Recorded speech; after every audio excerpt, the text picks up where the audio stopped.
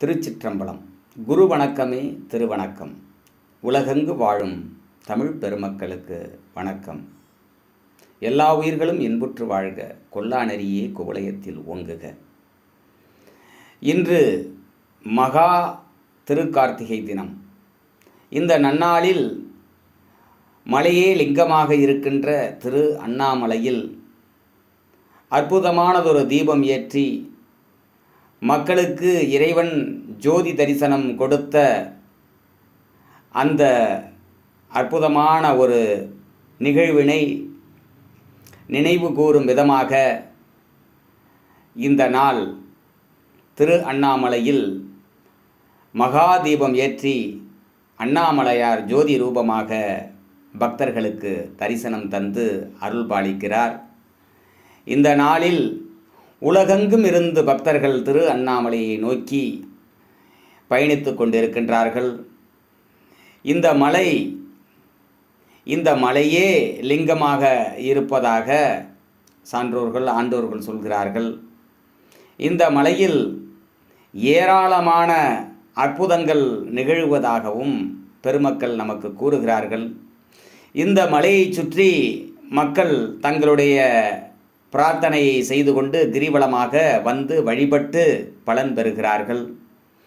மேலும் இந்த திரு அண்ணாமலையை சுற்றி சித்தர் பெருமக்கள் வாழ்ந்து கொண்டிருக்கிறார்கள், வாழ்கிறார்கள், ஜீவசமாதியில் இருந்து கொண்டிருக்கிறார்கள். ஜீவசமாதி அடைந்து ஜீவன் முக்தர்களாக பக்தர்களுக்கு அருள் பாலித்து கொண்டிருக்கின்றார்கள்.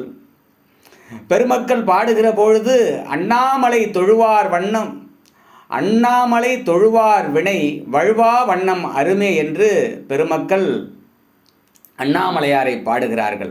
அண்ணாமலை தொழுவார் வினை வழுவா வண்ணம் அருமே என்று பெருமக்கள் சிறப்பாக அண்ணாமலையினுடைய தலத்தின் சிறப்பினை பாடுகிறார்கள். இந்த தலத்திலே ரமண மகரிஷி மற்றும் சேஷாத்ரி சுவாமிகள் மற்றும் விஸ்ரீ சுவாமிகள் மற்றும் எண்ணிலா கோடி சித்தர்கள் இங்கு வருகிறார்கள், வந்து அருள் பாலிக்கிறார்கள்.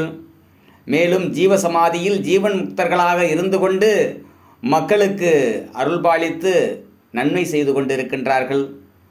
இந்த தலம் ஒரு அக்கினி தலமாக நமக்கு அறிவிக்கப்படுகிறது. இந்த அக்கினி தலத்திலே வந்து வழிபடுகின்ற பக்தர்களுக்கு இறைவன் தங்களுடைய தீய வினைகளை எரித்து நன்மை செய்து நல்வாழ்வு அளிக்கிறார் என்பது பூரணமான நம்பிக்கை.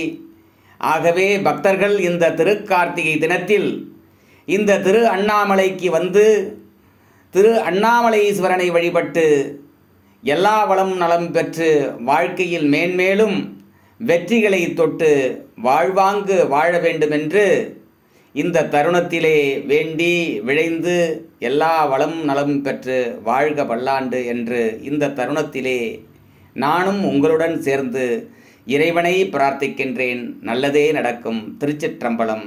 குரு வணக்கமே திருவணக்கம். சிவா. திருச்சிற்றம்பலம்.